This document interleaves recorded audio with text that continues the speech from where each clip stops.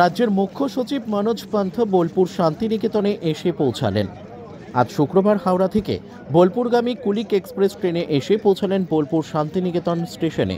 তার সঙ্গে সহযাত্রী ছিলেন রাজ্যের ডিজি রাজীব কুমার সহ অন্যান্য আধিকারিকবৃন্দ।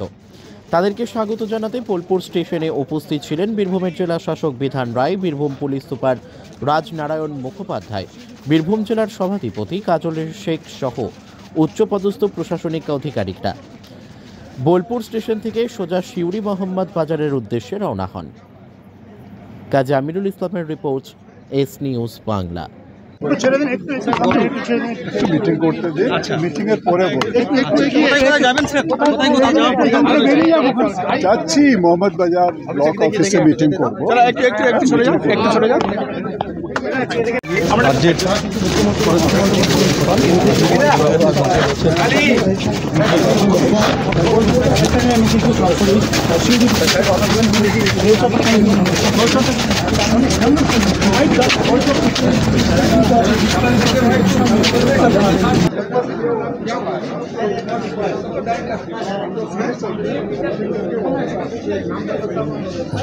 পড়ে যাবে